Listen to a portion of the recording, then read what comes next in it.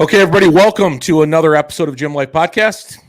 Interview with, and this is kind of a fit, jacked and stacked episode as well, because I have a local guy who's on the national scene, coach extraordinaire, Dom Kuza. Thanks for joining me today. I appreciate it, man. Yeah, this is a lot of fun, man. I tell you, I've watched you. I can't say I stalk you like I stalk everybody else, of course. And I think that's a part of the culture nowadays. It is. But it's funny, as I'm stalking you and I'm finding out a little bit more about your coaching style, I gravitate towards it because I like that insightful nature that you put towards it. It's not so cookie cutter. Yeah. One of the biggest issues we have with coaching out there today, without a doubt, and you would attest to this because you probably run into them all the time, this real cookie cutter dynamic that's going on out there. There's very few guys that are taking a bit kind of a client to client approach to it like you are. Yeah. Yeah. I think that was like the first, when I started coaching, that was like the first thing I kind of promised myself to never get to, because I just saw it. Like, I worked with coaches who I could tell just gave me a cookie cutter plan, and I just never wanted to be like that. I think for me, a lot of it was having really bad experiences with coaches myself. Yeah. That put the sour taste in my mouth to where I promised I would never do that to anybody else moving forward. Yeah. Let's preface this by saying you were a bodybuilder and still are. Yeah, still am. But competitively speaking, and a very good one at that. Yeah, competitively for a couple of years. And then last show I did was down in Florida. And I won my class. I took second in the open bodybuilding. But I haven't competed since 2021. I'll probably get back on the stage eventually. Right now it's probably not on the cards, but I know for sure I do want to. Yeah. Yeah. I was going to ask you what kind of brought you out of it. What was was there just sort of a reload period? There was like just an opportunity I could see in business that was like, I can't focus on my own bodybuilding right now if I want to set myself up to a point where it's just kind of rolling and, I'm reaching new levels of the business now. So I knew that. Having my kid kind of freaked me out too. Oh yeah. Yeah. That'll do it. Where it was like, do I really want to do all this? Like, right. So that kind of freaked me out. I'm kind of over that now. Not in a sense of like, I'll do anything recklessly, but I'm a little bit more comfortable back to, doing things the way I had done them before. Yeah. And I think too, in large part, right. I mean, there's this sort of, the idea of bodybuilding and the commitment behind it. If you don't understand what that means. Yeah. It's a 365 sport. Right. You don't understand how to coach it. Yeah. So there's maybe a prerequisite to being even a better bodybuilding coach is understanding what exactly your clients are going to have to go through and how you prepare them to do that. Yeah. Yeah. I've walked the walk. Like, I've gone, the last competition I had, it was probably the leanest I've ever been. I mean, I was dug out. I felt like absolute dog shit. Like, yeah, it was, but the goal of it was to be as conditioned as possible, just to put myself in a position like that to feel what everyone else is feeling. So now I kind of can relate to that. So when a client, when an athlete, I don't like using the word client, when an athlete gets to the point of that, like the suffering, right? I can relate to that. Yeah. And that helps me communicate across, like, getting them through the day, even if that's what I have to do. Yeah, there is a bit of therapy involved in that, isn't there? Because ultimately, those are some pretty low moments. I know this because I know a lot of bodybuilders. Like Todd is one of your clients, a friend of mine, of course. So watching him go through it and other guys, you have to kind of be there and play the different roles as a coach. And I've really kind of picked up on that through a lot of your content, that you kind of do play all those roles a bit. Yeah, you have to. One of the things that I always like to talk about is like, as a coach, your tones have to be adaptable, right? If I have to get to an athlete, if I have to be really stern, I can be stern. But if I need to be emotional, I can be emotional towards them. And just being able to adapt that way helps me really get to them, right? Mentally, to where they feel comfortable, they feel confident, right? Right. If they see that I'm not upset, not aggravated, not anything like that, they feel a little bit more relieved, right? Oh, is he going to get annoyed if I send him this message, right? A lot of people probably think that. The message comes across, right? My response to that is going to dictate how that athlete's going to feel the rest of the day. So coaching psychology is huge. It's a bigger part of it than a lot of people in the industry even give notice to. Yeah. Because there's that trust factor there. Yeah. With your athletes. If you don't have that, it sounds like that's sort of what you're building there, even in that late night text or phone call. Yeah, you have to. I mean, one of my best friends, his name is Cameron Cheek. He's a coach out in Georgia. One of the biggest things that we always talk about is like coaching like this is that there's no difference of this and like coaching like football or coaching basketball or coaching soccer, right? Yeah. Because at the end of the day, these are still athletes. We need them to perform. We need them to achieve certain things. We're their coach just like that, just like a football coach is. So I dug into a lot of that kind of content, how a football, like what does Nick Saban do? Like, right. That's where I need to be as a coach so that my athletes feel really, really locked in and comfortable and confident. That's really all it comes down to. I love that comparison because you're right. I mean, if you think about kind of the obstacles that any professional athlete deals with in training, whether it's a basketball player just not finding his shot. No, it's all relative. It's all relevant to what bodybuilding and what actually getting in shape is all about, because we hit those brick walls more often than not. Yeah. I mean, we don't talk about that enough, but the word plateau is not overused. We are always hitting plateaus in this sport. So there is that comparison, sure, that you can liken this to any professional sport out there.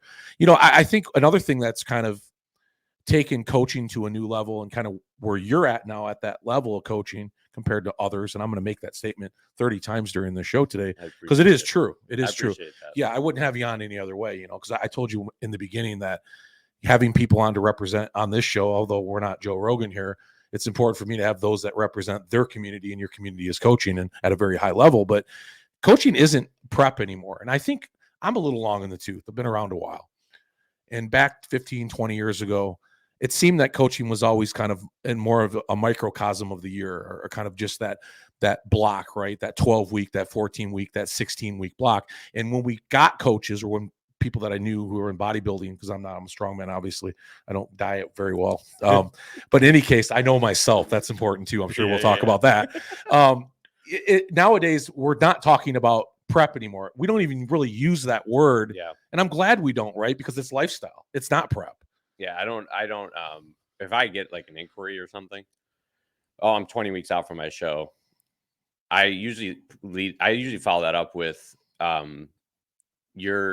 you're going to work with me until I decide you're ready for a show. Yes.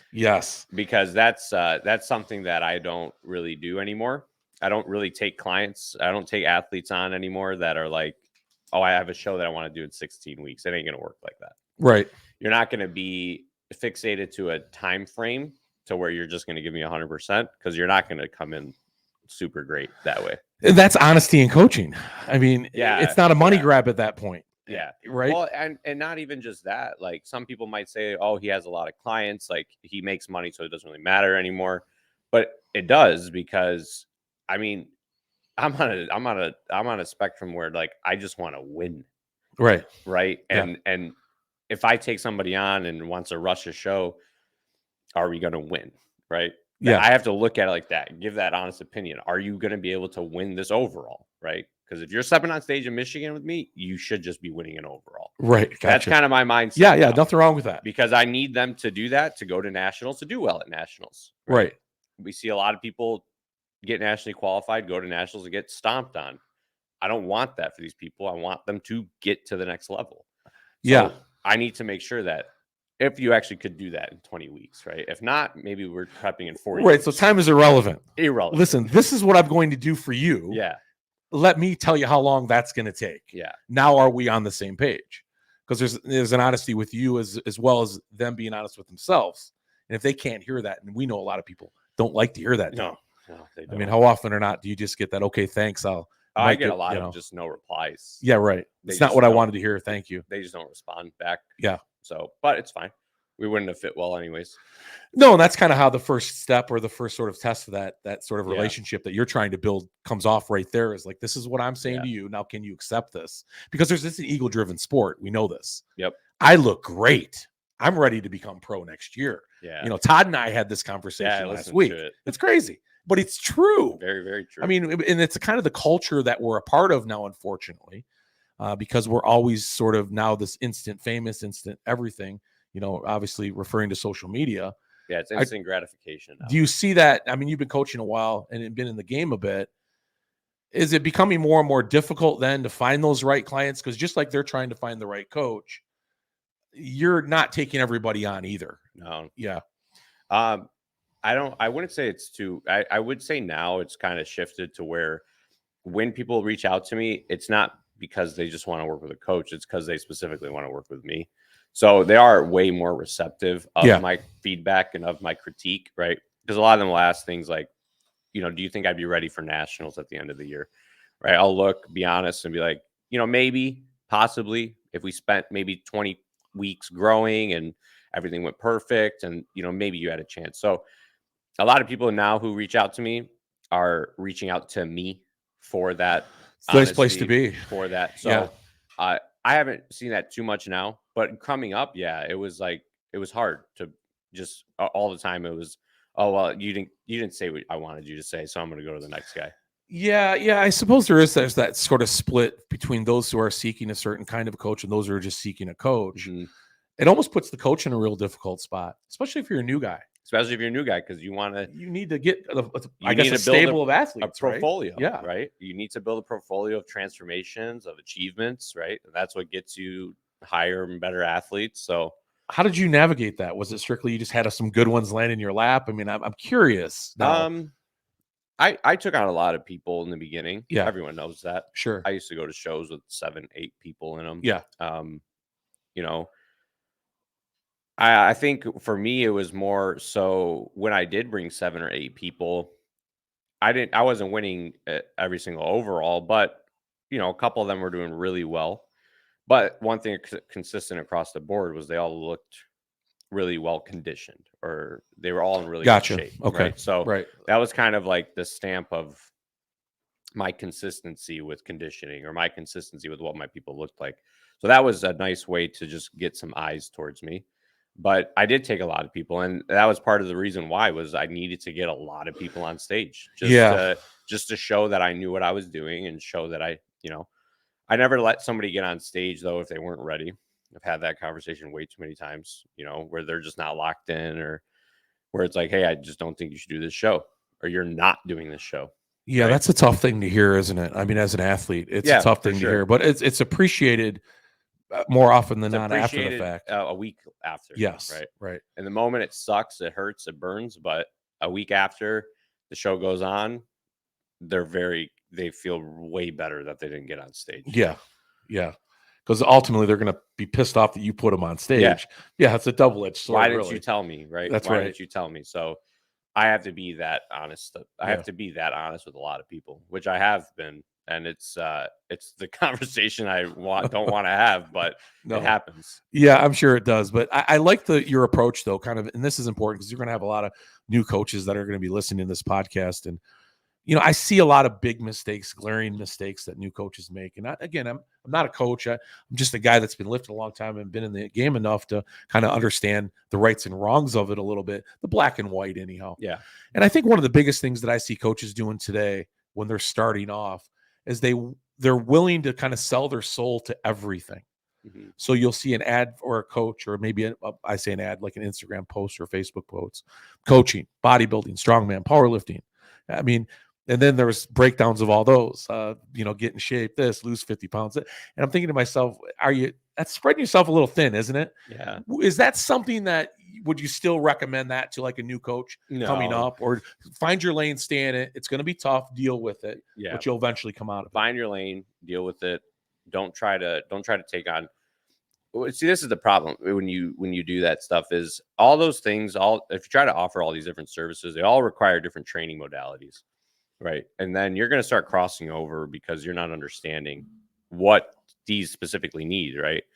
If you're a bodybuilder yourself trying to coach a strongman or trying to coach a powerlifter, do you really know how to program that stuff? Right. Probably not. And you're probably going to trickle in some of your bodybuilding to it. Well, you're eating away at performance and powerlifting now. Yeah. And that happens a lot. I see it all the time. Mm-hmm. So like I have two not younger coaches, but two newer coaches who work with me. And that was what we said, right? I was like, lifestyle clients and bodybuilding. That's all you guys are allowed to take on. Yeah. right? Because now lifestyle's very easy, straightforward, simple, right? If you could diet somebody for a show, you could diet somebody. Dumbed down version of bodybuilding, essentially. Right? With more variability, more humanizing. Yes. Right. And then bodybuilding, contest prep. That's all I want you guys to work with, because when you try to take on too many avenues of fitness, it gets confusing. What kind of coach are you? Right? Because when you're posting online, you have to post to the audience that you want to work with. Well, if you're trying to work with 10 different audience pools, everyone's going to be confused on what you do. Yeah. And oftentimes they're not that, what you just mentioned there, that you bleed over. It's like you've got these concepts and these methodologies, and they're all sort of just becoming a wash at that point. Mm-hmm. And I get it. There's this big thing that's always set out there, like, well, we're closer in all these sports and training than we think we are. Maybe that's true to the bare nuts of it, right? That off-season sort of approach. Well, but in the grand scheme of things, no, I don't think so at all. No, okay, you don't. No, because take somebody. I would say that has truth to it with beginners in any of those sports. Fair enough. Yeah. The second you get to the point where you've been in the sport for years, the amount of specificity you need in training now is huge. It's so different. So I think it's true to the newbies who are trying to start, right? A lot of different, you could have like a very wide net of training for them and they would see results. Right. They're new. It's all novel to them. They're going to respond really well. But the second we get to like people who've been training 5, 6, 7, 8 years, we need to dial that training really specifically now in, because now their stimulus thresholds are climbing. What you think might work for them is all the way down here, and they need to be all the way up here. Right. So that's where I think crossing over too many sports like that gets really confusing. Yeah, I think that's a great way that you just put it too, right? That newbie sort of, we call it newbie strength or newbie gains. Yeah. It's a pretty big target. It's amazing. Yeah, it's awesome. Boy, I wish we could have that. Yeah, right. I know. Geez, oh, Pete. I had my hip replaced about a year ago. I'm redundant. I mention it about every third podcast because I'm enjoying it so much now, right? Yeah. Because I was dragging this leg for like 5 years. And a pretty young guy, I'm dragging my leg behind me, thinking life is never going to be the same again. Finally, the orthopedic said, I think we better change his hip out. You know how they like to wait till the last minute. So I get my hip changed. Of course, I'm dreading it. And then when I get it done 2 weeks after the fact, I'm like, why did I do that? I'm worse off than I ever have been. Of course, that healing process finally gets back to the point where I can start lifting again and get my range of motion back. So I could pick a bar from the floor. I got squat depth and that sort of thing. Talk about newbie games. There's not many people that can say they're getting them twice in their lifetime. Oh, baby. I'm loving it, man. I am loving it. I like that. It is awesome. Yeah, because it was like 10 years before I could like deadlift and squat again. So now I'm picking it back up in my sport, of course, which is strongman, and having this like incredible newbie stuff come up. But really what's amazing to me is the muscle memory, right? We talk about that all the time. It's an amazing thing. Dude, it's serious. Yeah, I mean, I atrophied like no other for like 10 years. I was like essentially like a marathon runner below the waist. And I looked like the stick figure cartoon guy, right? But now all of a sudden, like everything is getting stronger again. So that newbie strength, that muscle memory is real, man. Yeah. So loving the hell out of that. So anyhow, tangent there awesome. about the bullseye of newbie gains. I had to make a point there. But you know, there's one thing we do have in common. What is that? When it comes to our training in surplus. I know you're big about that. Yeah. You don't think enough people train in surplus. No, nobody spends enough time. Okay. So I love that because I always try to train in surplus, obviously, for strength in my sport. It's necessary. How do you apply that in the mindset of people when they want to just deny that fact, right? Because it's always about staying lean and getting big. Yeah. That's a common misconception, isn't it? Huge. It's a very big misconception. I will say some people need to stay probably leaner than some people need to stay leaner because they just grow better at that. But they don't need to be that lean, right? So like my rule of thumb is we want to kind of get as soft as we want to. The softness point that we want to get to is where we start to maybe see your lines in your midsection start to go. Okay. Right. At that point, we probably went too far because now we have to keep in mind that we got to diet you back down eventually. Do we want to make that a really hard thing? Gotcha. Right. So there'll be periods of time like where, you know, I have a couple guys right now that are like in a 18-month, probably 20-month, like not stepping on stage. So for them, they can get a little bit more soft, right? They don't have to be on stage for at least a year.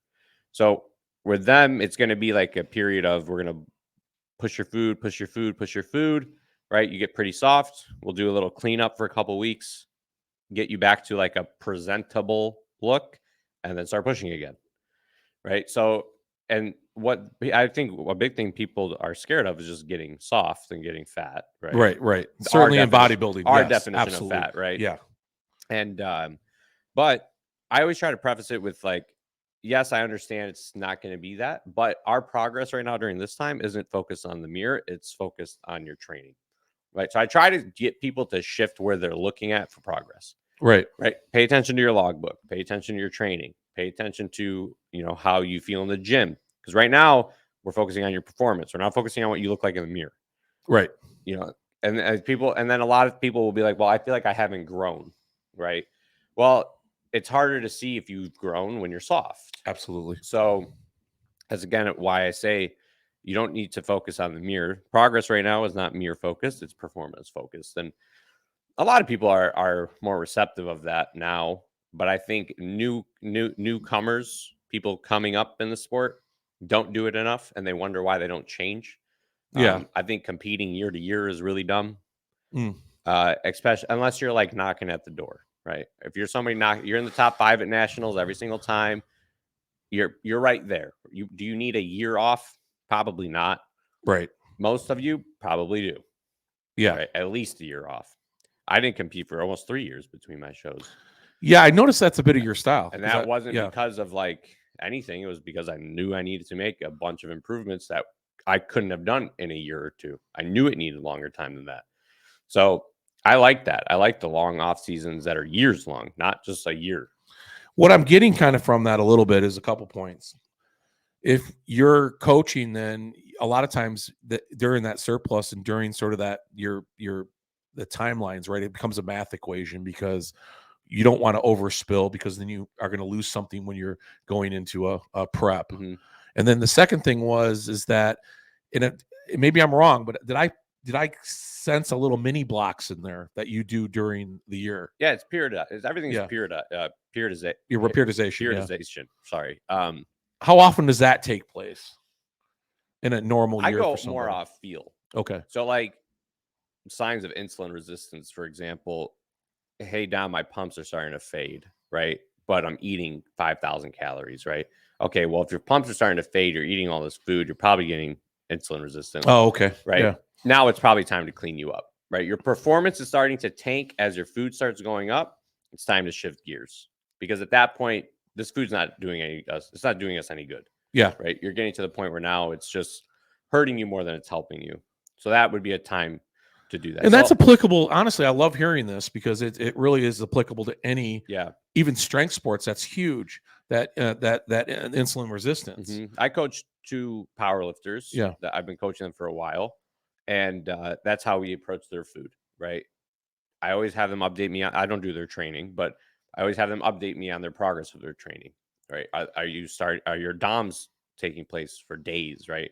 Are things getting worse as we're eating? If they are, we probably need to start pulling your food back, because your body's just not recovering from the training, because your food probably just isn't being absorbed right. I love that. God, I love hearing that, because that resonates in my area so much. Yeah, and I even like to hear that, because I need to hear that myself sometimes. I think we're habitual creatures. We tend to repeat the same thing over and over again and expect a different result, of course. Right. And that's the definition of insanity. Which is true. Yeah, right. and especially in the lifting game. Yeah. We get out of a bad situation and start getting those gains back again. And then 6 months later, you're like, fuck, what's wrong with me? Yeah. And then you're like, God damn it, I did it again. I fell right into the same trap. And that surplus trap to me is a big one. Yeah, it is. For a lot of guys. Yeah, because a lot of people will use their surplus period to almost let it be an excuse to eat like shit. And yes, they can cheat more often. Oh, I'm bulking. I can cheat. Dirty bulk, I like to call it. Yeah. And that is just horrible for performance. I get it, dude. Like eating a lot of clean food sucks. It's horrible. Yeah. Right? Ask Todd. He's not enjoying it right now. Right. But it's hard to do. I understand it. Right. I'm cool with a cheat meal like a week. But if we're doing every other day, you're just hurting your I know. your performance, right? I know. Yeah. We had somebody recently like say like, "Oh, I don't want to treat this like a job." Well, in my opinion, if you're trying to achieve next levels in the sports, you need to treat it like a job. There's a point where now having fun is, yes, it's important, but there are going to be things that you need to treat like a job. Yeah. If this is what you truly want, right? If you truly want to be a professional, right? There's a points where you have to treat it like a job. Yeah, and honestly, even if you don't, there's a point in all competition where either you're going to move forward, or maybe it's just time for you not to compete anymore. Yeah. Because we don't want to just be in a hamster wheel when competition, whether it's powerlifting, bodybuilding, strongman, CrossFit, or other. You want to constantly get better, and it's that moment, I guess, you ask yourself, am I willing to do what it's going to take? Yeah, exactly. And if not, then maybe I need to just find a different sport for a while, because you're not going to go to the same damn show every year, the Ironman and Flint, and look the same. There's no point. It's madness. Yeah. Really, speaking of which, I actually saw you there this year. I was going to say hi to you, but you disappeared in the back. You're a stable of athletes, dude. If guys haven't seen what you bring to these shows, it's frightening to know you're coming in with your athletes. I think you had 3 there, if I'm not mistaken. I had Joey, Liz, and Kobe. My God, man. Those guys are unbelievable. I get it. That show generally is kind of a prelude to something bigger for a lot of guys. Yeah, they all did that to qualify for North Americans, right? Which was a week later. That's one of the great things about some of the local shows everywhere, is you get to sneak peek at some of the really great national talent that are getting their qualifiers to get into these other shows. Yeah, Liz had to qualify. Joey and Kobe I threw in just to let them get some stage nerves off. Yeah, before going to North Americans. Yeah, true. And then turn around, they all won their overalls here, and then at North Americans, Liz took second twice, Mr. Pro Card in 2 divisions. Kobe won 2 pro cards. He won a pro card in Masters and the Open. And then Joey took 3rd in the Open Super Heavies. Wow. I tell you, that is just an awesome year, wasn't it? Yeah, it was. Wow. Yeah. I mean, Joey, geez, Pete, that's next level quad right there, baby. We got to get his upper body to match. Yeah, well, that's the problem with big quads, right? The Yeah. Tom Platt syndrome. It's just hard to overcome those huge quads. These quads are ginormous. They're ginormous. I mean, certainly Tom Platt's-ish. I know people out there going, "You're fucking crazy. Don't say that." If they no, saw I'm serious. In person, you would say that for sure. Yeah, we did MPC nationals at the end of the year too. Yeah. And we had he was on. So Neil Hill, Flex Lewis's coach, was a live stream commentator, and on the live stream he was like, "Man, this guy's legs are professional level, like Olympia level shape." And he was just talking about his legs the whole time. Oh, wow. Yeah, his legs are pretty insane. What do you do as a coach in that? Let's use Joey as an example here, right? What do you do as a coach there? Because you have this, obviously, a tremendous national talent on your hands. Now you're just trying to perfect that body of his to get him to the next level. When you're dominating a body part like that, do you say, "Hey, bro, we're just staying away from legs for like 6 months here"? Yeah, Joey likes to train. Yeah, right? That's his thing. He loves training. So this is where I sometimes meeting an athlete in the middle has to happen. So he still trains his legs, but we more so train his legs just for more strength aspects of things. Okay. So it's not like a lot of reps, not a lot of volume. It's just more letting him enjoy his strong lift still. Right. Don't take it completely away from him. And then we do a lot of upper body frequency. And the idea is that if I can get him to not destroy his legs every week, we're going to leave some resources to recover his upper body, hopefully make his upper body grow. Gotcha. So it's double-edged sword, really. You're allowing the legs kind of to take a break, but not really. Take a break, but not really. And then giving an opportunity for all that other goodness to come up to that upper body. We call his lower body day just lower strength. Lower strength. So it's a few movements, maybe in the 5 rep range, and that's it. And then moving to his upper body, now it's real like hypertrophy focus. Right. Yeah, exactly. That's interesting, because I actually thought that when I saw him as a coach, how would you deal with this? Yeah. It's just I mean, if it was up to me, I wouldn't let him train legs for like at least for the 6 record. months. Gotcha. For the record. Okay, good. I'm not wrong by thinking that then. Yeah, and the other 2 were amazing too. Certainly the physique guy you had there was Kobe blew my mind. Awesome. I mean, he's an Olympia 100% natural. That, I mean, which is in this sport is very difficult. Yeah. Kobe get there. Kobe's like 30 36, 37, 100% natural. God, he looked like a aside fucking from, like, we statue. use like Yohimbian and stuff, but we didn't use any anabolics, no hormones, and he looked amazing. He looked really, really good. That it really most impressive physique I think I've ever seen on a local competing at a local level. I get it. He's up right up there with the guys that I saw at the Olympia this year. Honestly, yeah, he looks sweet.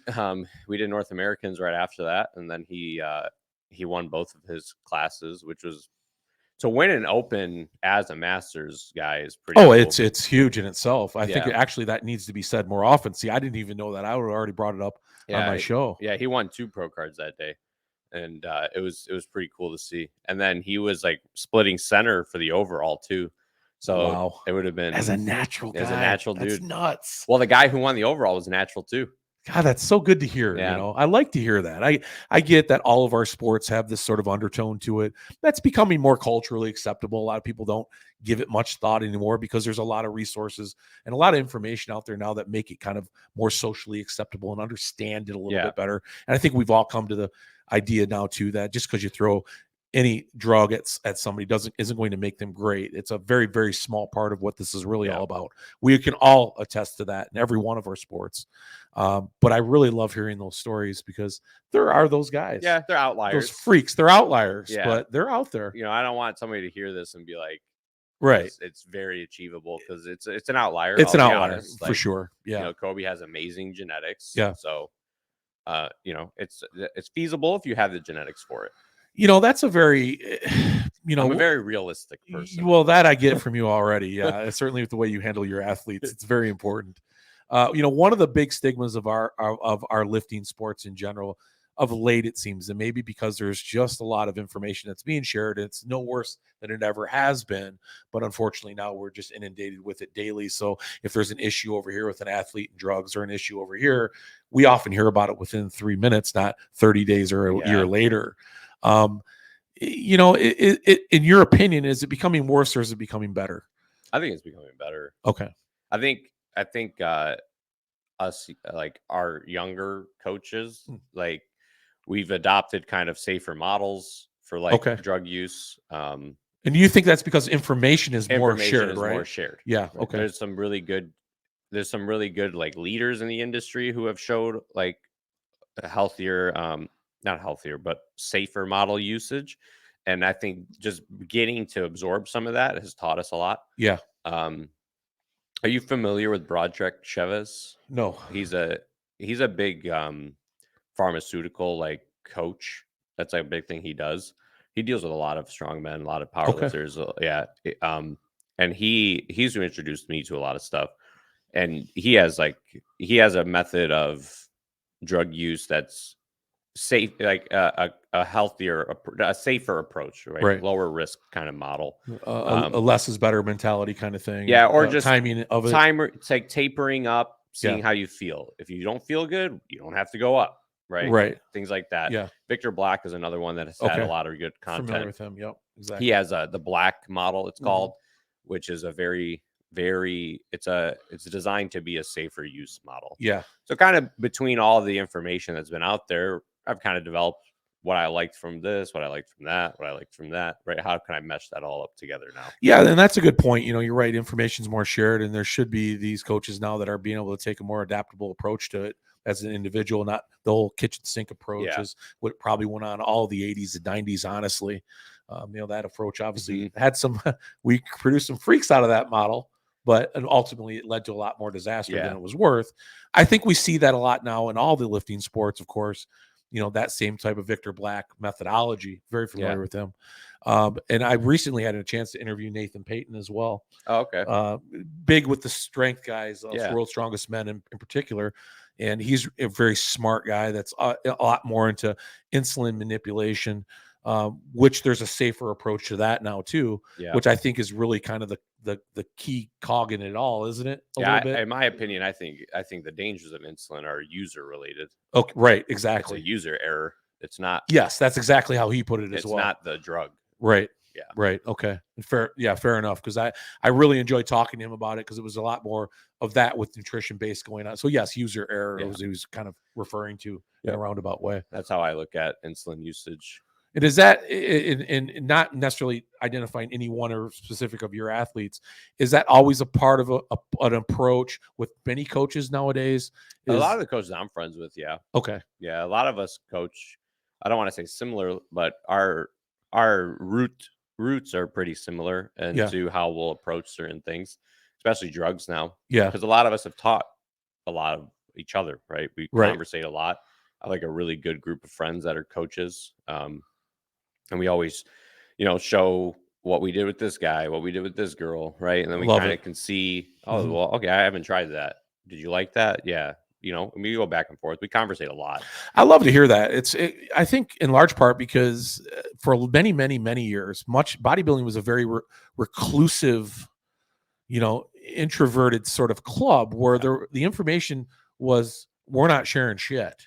Yeah. Because we think we've got it figured out. We don't want anybody else to know it. But now I'm hearing more athletes are in conversation. And now you just saying to your collective of coaches now that are taking this broader swath of beta testing essentially and bringing all that information to one point. Yeah. I did a podcast episode with Behind the Muscle. I don't know if you're familiar. Yeah. I saw part of that actually. So we talked about that for a while, about how back in the day, coaching was very secluded. It was camp, right? Yeah. We don't tell each other what we do because we want to have an edge, right? It's all the same shit. Right. Sorry, I don't know if I could swear. No, go ahead. It's NC-17. So now, right, it's so different. We kind of want to help each other because we've realized one thing that like the younger generation has realized is there are plenty of people for us to coach. Yes. Right. And we're only going to get better together rather than against each other. Like I have 3 group chats right now, and there's 4 to 5 different coaches in each of them. Nice. And, some of us are in the same ones, but there's a blend of people where if I have questions about this, I know to ask these guys. If I have a question about this, they can ask me, right? Then that's kind of how our little group of coaches, we really have learned a lot from each other. It's like an episode of House or something, right? You got all the specialties. Yeah. All these doctors in one room. Okay, how are we going to solve this problem? I love it. Yeah, that's awesome. Yeah, that type of information finding and fact sharing is very beneficial to us all, honestly. Yeah. Because I think really it's the bodybuilding coaches like yourself that have set sort of the standard in diet, nutrition, and supplementation for the rest of the lifting community.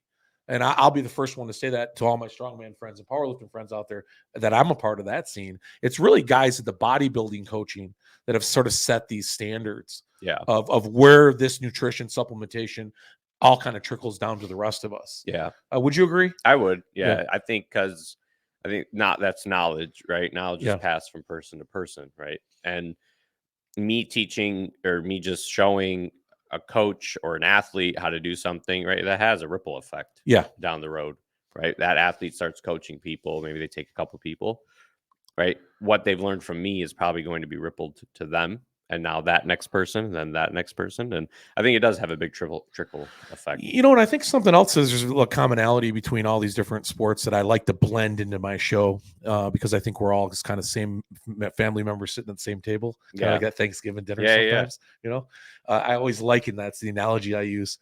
But one thing that we've certainly found out in the strength community is that the same things, the similarities of being in a more athletic type and performance is way more beneficial than how it was recognized for years. And a lot of that falls back and likens to bodybuilding. It's a very close connection there. Yeah. To having now your strongest guys, literally, we see these crossover athletes now that are very close and do very well. Hunter Henderson's a perfect example of that. Yep. And some of these other bodybuilders that are coming over to or start powerlifters into bodybuilding or strongmen into powerlifting into bodybuilding or vice versa or bodybuilders into one or the other. Isn't that interesting? Do you enjoy watching that kind of take place? No, for sure. Yeah. My good friend is Hussam.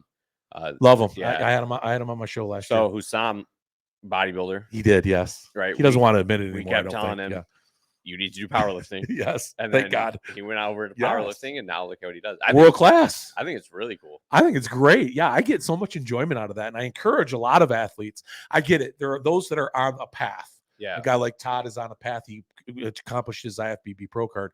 Todd is a very strong guy. He could have done anything he wanted to do. So there are those of us that are in our own lane. But there are those of us, and we talked about it earlier, that do have this opportunity, this unique opportunity to kind of go back and forth and enjoy the whole lifting scene in general, right? Our gym life, if you will, and just kind of experience all this different stuff. We didn't see that a lot years ago because I think we always fell into this cookie cutter mentality. This is who I am. This is what I do. But now, boy, it's just an exciting time to be in the lifting community. I think it's really cool. Yeah, it really is. Especially for those who might not know their path. Yeah, exactly. Let them kind of experience different things. And I think that's a really cool thing to do. Well, we see it a little bit in strongman because there's this it's a developing sport, a niche sport that's now becoming more widely recognized as more of a global sport now than it ever has been, certainly in the United States. And there's always been this sort of tribalism with strongman. Well, if you're not a strongman, you're only a strongman. You don't invite this guy over, don't invite this guy over. So when we see invites like at the Rogue Invitational, Tamara Walcott is a big powerlifting female. And she was invited to be on this pro stage with the strong women out there. And there was a bit of that sort of, oh, this isn't right. This is right. But I don't see anything wrong with that. Yeah, I love the blending of it. I think it's nice. Yeah. I think it's nice to see. And I think it's good for the sport. It brings attention from different populations. Yes, probably would exactly. have never seen it. Exactly. You know? Not that bodybuilding needs any help, but we certainly do. Send over a big, strong bodybuilder anytime to compete in strongman. Yeah, and it would get a lot of people's eyes. Absolutely. And it could change the paths. A couple people get hooked to strongman at that point, right? Yeah. And then it's a ripple, right? Do you use a lot of is there a lot of your training blocks, like in maybe if you're in that 2 or 3 year type window with your athletes, do you use a lot of the compound movements, the bigger, heavier stuff? It's often a misconception that a lot of coaches, or is it, am I wrong by saying that bodybuilding coaching largely doesn't adapt that type of training nowadays? Or is that something that you do maybe that others don't, or vice versa? I would say I probably use a variation of the big compounds. Yeah. I don't really put like free bar squats most of the time. I put flat benches in a lot of people's programs. Okay. Just a flat barbell. I think it's a great movement. Yeah, sure. I'm a big fan of the Smith machine. A lot of people don't like it. Yeah. No, I get it. It saves a lot of injury. That's a fact. Well, in my opinion, right, in bodybuilding, I'm trying to focus in on a muscle, and I'm trying to just focus on that muscle. Yes, right. So the Smith machine helps a lot with that. I program not a lot of conventional deads, but I'll program a lot of hip hinges that are with a barbell. Okay. Right. Yeah. RDLs or like a stiff leg from the floor. Even like one movement I like to do is like I like a higher hip kind of start point for your deadlift. I like doing that a lot. Okay. To where that's just a little hip hinge at the top, and that's pretty much it. But, kind of maybe a more high pull kind of thing. Yeah, exactly. Yeah, like I love high it. pull. Yeah. Yep. So yeah, I do program a good bit of that stuff. Well, one of the things that I've kind of noticed, and maybe this is just me and my gym circles, is that a lot of these aspiring young bodybuilders now tend not to be as 3-dimensional anymore. There's not that really rock solid foundation of muscle.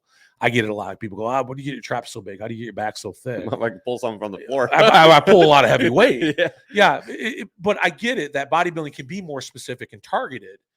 And that's why I kind of wondered, do you see a little bit more, maybe not with your coaching style, with the clients that you're working with, but in a larger swath of the general bodybuilding public, do you think there's a lot less effort put into the 3-dimensional house than it is sort of that turn sideways, the guy disappears, what if he's looking at front, he's as wide as a house kind of thing? Yeah, probably. And I think a lot of that came from like the ideology that those movements are bad for your waist or bad for this. Exactly. Right? Yeah. But I haven't seen any really big truth to that. Yeah. You know, maybe Joey it's just the younger guys that haven't developed yet. It's probably more so that just they haven't developed yet. And honestly, dude, a lot of these kids, they don't want to work. That's what I'm getting at. That's really the big thing. The work, right? Lifting's hard. Yeah. All the shit's hard. Free barring is hard. You're not just going to go in and get the pump, right? No, yeah. The biggest misconception with bodybuilding is, they're just getting a pump on 50 reps kind of stuff. That's a big reason why a lot of these guys are lacking that 3-dimensional. Yes. Because they're not building dense muscle. Yeah. Yeah. Because you don't see that. And then guys will see these powerlifters crossover like we just talked about. Go fucking look at that dense, grainy muscle. Well, fucking right. I mean, there's a lot of work that was put in. And when we say work, we mean hard work. Mm-hmm. And I think this laziness, and I don't want to get into this whole generational thing, but it is kind of true. There's this mentality out there. There's no work we need to put in. I see it. Throw drugs at it, throw more reps at it, throw lighter weight at it. And I'm just going to get the same look as I've seen some of my some of the people that I praised years prior, but that's not true anymore. No, it's not. And I see it in the gym. Yeah. Right. Your younger crowd that's just lifting to lift, and there's no engagement. There's no mind to muscle connection. There's no effort. The effort is poor, piss poor. Right. Yeah. I audit my clients' training. So like if a client does training with me, they'll have to submit videos to just see. And what are you really looking at in those videos? Execution, effort, and then like just making sure their execution and effort is there. Yeah. Right. Are you following the tempo I actually have listed? Right? Yeah. That's a big one. Are you doing this even correctly? Right. And then looking at their effort level. Right. I program a lot of like RPE stuff. I was going to ask that as an acronym that's not widely used in bodybuilding, but RPE is with you. I use RPE and RIR a lot. Okay, right. I've kind of faded away from like the 3-4 reps in the tank. I'm more so just giving people 1 rep in the tank or 0. Love it. Yeah. But I can gauge how well they're gauging that from their video. Right? Yeah, because it's really a 2-man system anyhow. It's not really one. If they do, I always tell people that your movements should get involuntarily slower as you get closer to failure. Yes. Right. You shouldn't be able to complete a rep as fast as you could with your first rep that you're doing your last rep. Right. If you do that, I know you're very You don't tell them that right away, though, do you? No. Yeah. Because then it's voluntary. Yes, exactly. So that is interesting. I didn't think about that before, but you're right. You should be getting involuntarily slower as you get closer to failure. Yeah. But your form should stay the same. Yeah. Hey, I was 1 left in the tank. No, you weren't, motherfucker. Yeah, and I can tell. I can see. Right. Okay. Very interesting. Yeah. Well, now your secret's out now. Yeah, they all know. They probably all know. Yeah, I'm sure they do. They all know after the last couple of weeks. I want to talk about your coaching seminars. I think that is one of the more interesting details of you, is your willingness to want to create better coaches. And you have 10 points, I think, and I'm sure you know them, but I wrote them down. A few of them that when you're coaching, your points of coaching were, if I go back to my notes, because there were a few of them, you're talking about experience and experience, knowledge, adaptability. Empathy. Yeah. I mean, obviously these are all basic bullet points of you would hope any good coach. Yeah. But what got you kind of into wanting to kind of share that with coaching, right? Because a lot of times we always say coaching is just with client, but with you, coaching is with coaches as well. Yeah. So I have a master's in exercise physiology. And when I was in school, my path was actually going to be go get my PhD, and I was going to teach. That was what I wanted to do. Oh, okay. I wasn't busy online at the time. I was a personal trainer at a local powerhouse, just to kind of get by. Right. But the plan was to go get my PhD at U of M in Ann Arbor. They have a exercise physiology PhD program, but then coaching like exploded. And I was like, well, do I want to get paid this small salary to do this PhD, or do I want to take on this coaching route? Yeah. So I always had a love for like education. Got it. So it was built into you. It was built into me, and it was something I really enjoyed. And I liked teaching. I'm not someone to stand on the sideline. Yeah. I'm someone more to lead. Even with your clients, it sounds like. Yeah, even with my clients, my coaches that work with me, like same thing. Like I'm not a stand by the side kind of person. So I started doing the seminars to just kind of see if people wanted to learn a little bit more. Yep. Some people learn better in person than they do online. So that was a cool way to get people together. And a big thing that like kind of I was trying to do was just get the Michigan NPC community together more often. Gotcha. It's something that we need to do better. Yep. We need to have, I agree. We need to have more things. We need to do more events. One of my good friends is out in Texas, and their NPC events, 400, 500, 600 people at them. Right. It's a lot of people. Yeah, it is. And that gets that community together. I got invited to Jacksonville, Florida to do an NPC seminar there with a couple friends. They had 200-300 people last year. Right. So I was trying to just get people together in Michigan, cross-reference network, whatever it is, right? Some of you guys don't know each other. This is a way to meet each other. Yeah, absolutely. Right? You know me by my Instagram handle, not my real name. Right. So that was one of the reasons why I wanted to do the seminars, and I just like teaching. And then I started a coaching mentorship online because the seminars got a little bit, not time consuming, but schedule wise, it was getting hard. Right. It was, not everybody could come out on a Sunday. And I couldn't do them as often because the gym was using the room, etc. So scheduling got a little bit more difficult. even for me, right? So I decided to start a coaching mentorship. I wouldn't even call it a mentorship. I would call it more of an education program. Mentorship is more like you come to me with questions, I help you work them out. Sure. Right. Mine's more of a curriculum. Right. Yeah. That's what I Here's noticed. the things we're going to learn. Sure. Yep. And then we'll apply these to either my example clients or your clients, and I'll show you how to do that. Wow. Yeah. So that's the preface of that. But yeah, I mean, I teach everything, and I think I teach everything from anatomy, physiology of digestion to kidney physiology, adrenal, all the physiology of major organ systems. And then I even talk about how to be a confident coach, how to actually communicate with an athlete, how you should properly be talking to people, how to make a sales pitch, right? Do those things, behaviors of people. Yeah. How to read what somebody might respond better to. So wide variety of topics I talk about. To make it through the whole thing, it takes about 4 to 5 months, just because I'm constantly making new stuff. So some people just stay on. Yeah. But yeah, so it's about a 4 to 5 month project with me. And a lot of people see a lot of value in it. Oh, are you kidding me? I mean, yeah. The post I made with those topics, that was a portion of the confident coaching lecture. Right. That part of it. Yeah. So that was a part of it where I think there's other aspects to just being smart, right? You could be smart. That's great. Cool. But if you don't have experience, it's not applicable. Yeah. Right. If you're not empathetic, if you're apathetic, not empathetic, right, you're going to dehumanize people. You can't get on that human level with somebody if you don't have any feelings or emotions. Yeah. And often overlooked, but much needed. Yeah. And I think that's where like conversating with people is something that's important as a coach. It's the most important thing, right? Because you could give them a protocol, you can give them whatever, but if you can't connect on a level like humanly with somebody, you're not going to unlock the next step in that person, right? Because once a person sees that you believe in them and they truly can see that, you're unlocking potential in that person that they probably didn't even know they had just by giving them that. Yeah. All the other coaching aside, if you can't get through that one step right there, the rest of it is huge in youth development. For sure. Yeah. Right.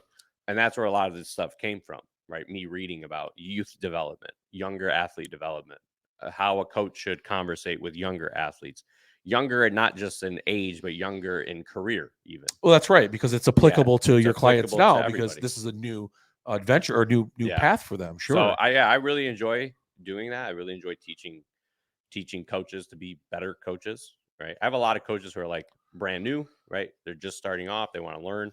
Then I have a lot of coaches who are very well established. I want to learn more. So I'm a big believer in continued education, right? I'm in a mentorship right now with somebody else. Yeah. So, that I'm not stopping, right? They're not stopping. And that just makes you more adaptable, right? You learn something new, you might be able to provide new source of income for yourself because you learned something. Well, absolutely. Yeah. We talked about that before the show started, but I find that most fascinating. I love that the most about you is really you're multifaceted in that you don't have a singular approach to all this. I mean, you really have this broader appeal, this broader sort of knowledge base that allows you to sort of go in these directions that all kind of tie back to the same thing. And it's the kind of coach that you are. Yeah. Because you get this feedback and you give this feedback as well. And I think this coaches thing, what did you call it? What is the actual official name of it? It's just a coaching mentorship. Yeah. How well is that doing for you right now? It's very busy. I hope so. Yeah. I hope so. Because I would almost think that needs to be a prerequisite, something like that to everybody out there that's pursuing some type of coaching credential within this lifting community. Because oftentimes these, what are they? The acronyms they use now to SS. Like NASM. I mean, come on, man. I mean, you can. And we expect these people to be good coaches out of the gate with that type of criteria. Yeah, they're just books. That's it. Right. Yeah. And that's like, it's like a lot of mine is very educational forward. Like you sit through a lecture like school. Yeah. But you're in a one-on-one call with me. Right? We're live on camera together. So once the lecture is done, right, now we can start talking. And I think that aspect of it is what gets these people to really understand what I'm laying down in the lecture. And then they can ask questions of, could you provide an example of when you would see that? Right. Yeah. Here's this person's blood work. This is what this would look like. Yeah. You really translate it for them. So I try to make it as applicable to real life as possible, because knowledge is only good if you can. it's kind of a waste if you can't. Yeah. It's going to go in one ear and out the other if there's no application to real life with it. What were you? Who was Dom growing up? Were you a pretty nerdy guy in school? Yeah. Were you? Yeah. Okay. I don't want to stereotype, but you were a bookworm, weren't you? Yeah, bookworm, more introvert. Yes. Stayed home. Yeah. Played video games. Makes sense. Get into bodybuilding, kind of the same, right? Yeah, kind of the same. Yeah. Yep. Now, like I still have some of those same habits. Like I enjoy like my time with that same video game that I was playing all back then. But I was more of more bookwormy, not the social butterfly. Yeah. I was more of an introvert. Now I would say it's changed. I'm more extroverted now because I think I get a lot of joy out of helping a lot of people.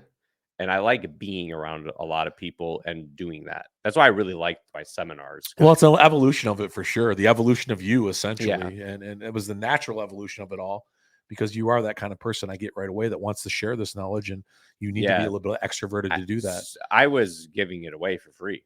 Yeah.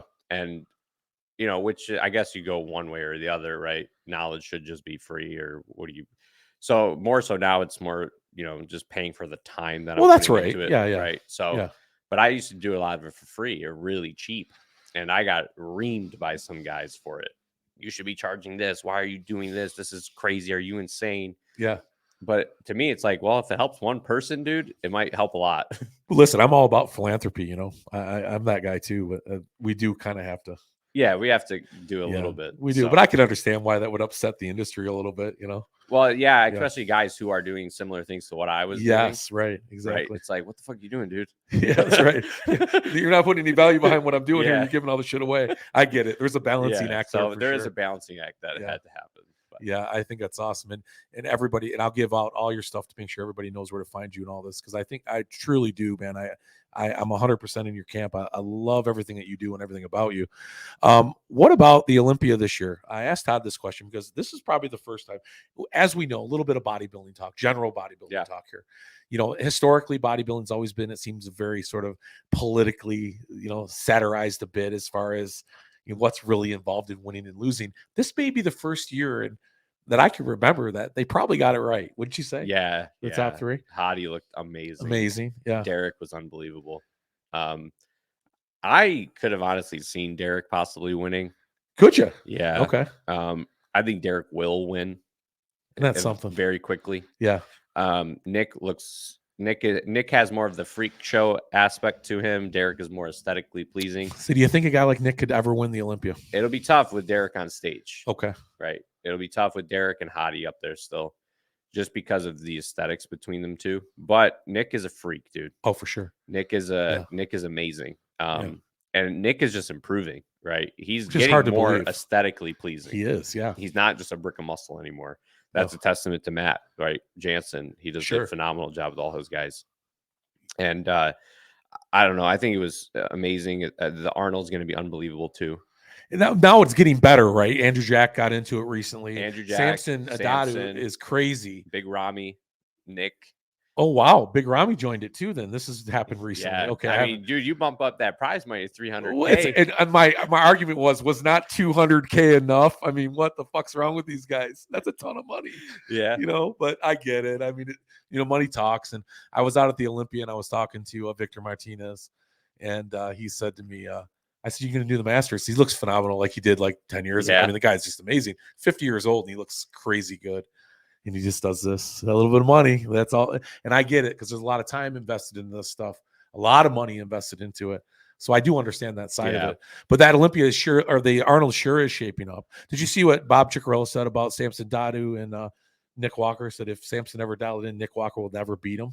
Do you like Samson? I really like. I think he's pretty amazing. I think Samson's pretty sweet. I think he's that guy. I think he's that guy that can jump up. He'll be in the tops really quickly. Yes. Milos does a great job with him. Oh God, isn't he amazing? He does a great job with everybody he works with. Yeah, Milos does a great job with him. I think Samson will be up there for sure. I think again, Samson is hard to compare to Nick just on a structure reasoning, right? Yes. Nick has all the muscle in the world, right? But so does Samson. Yes. Samson has a really good shape, though. Samson's structure is gorgeous. It really is. That's a great way to put it. I'm bad enough to say that. It is gorgeous, man. It's an amazing. It really is. Yeah. So I'm a big Samson fan. I'm a big UK fan. I like a lot of those UK Well, guys. I certainly am a big Samson fan as well, and the UK is coming on for sure. That Dude, whole the scene UK over there, breeds athletes. it really does. I know it in Just every sport, by the way, monsters. in every sport. They're all strong as shit. It fucking rains and it's cold over there all the time. They're just in the They have gyms nothing to constantly. They have do. nothing else to do.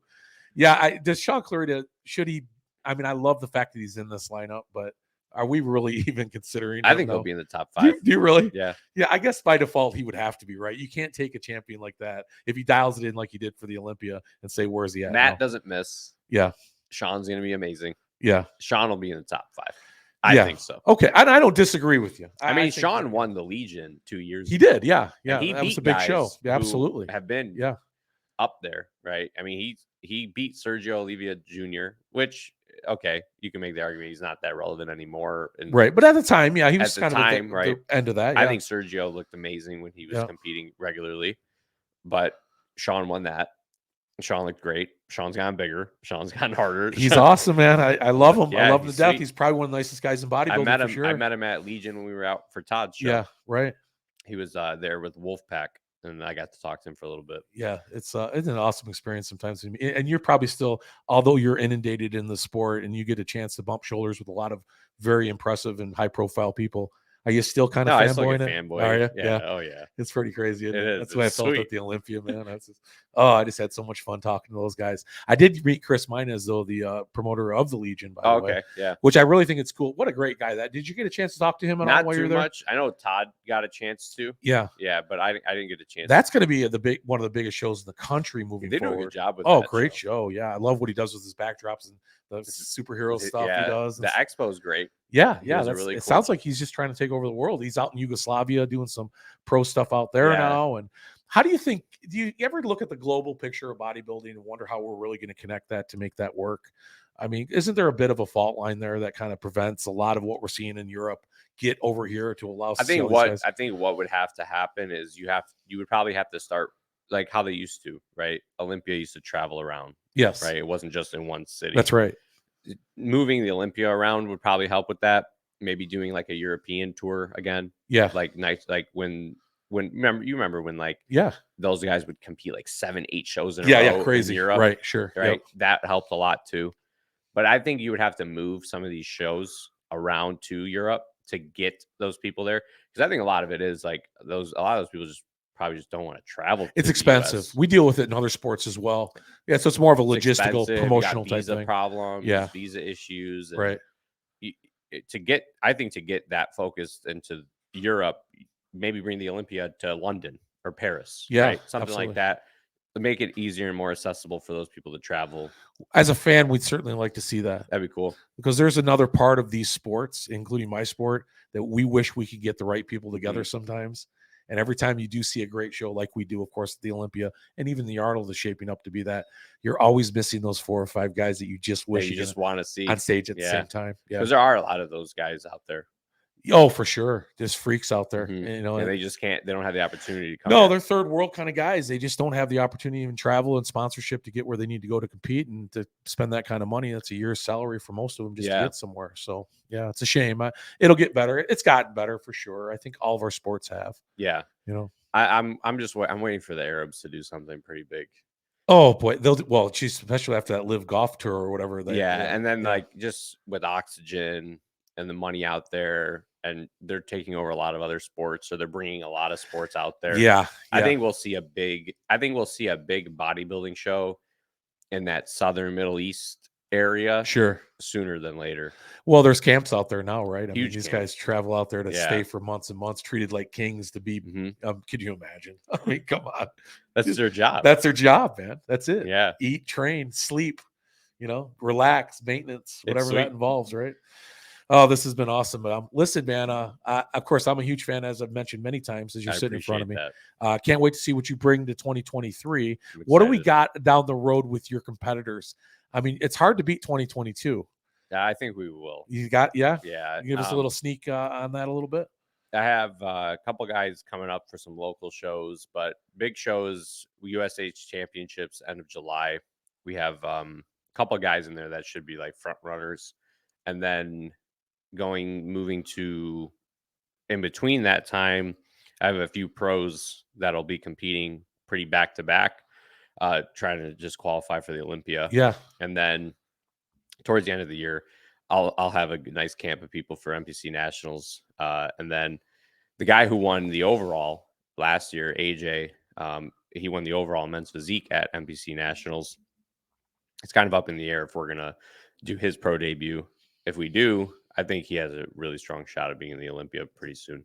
Wow, and that's it's crazy, be big for everybody. Yeah, I was telling somebody, it's sorry to take up extra time, but I was telling somebody the other day, it's crazy how my conversations in a very small frame of time have shifted from, I just want to make sure, am I going to place at this local show to, do you think we could qualify for the Olympia? I know, so right? Like, it's in a very small frame of time. It's crazy how my conversations have changed, which I'm really grateful for. Well, I knew I had to get you on sooner than later. See, once you got there, it'd have been a harder guest to get on my show. That's why the smaller podcast. I stay true to my roots. Oh, good. I'm glad to hear that.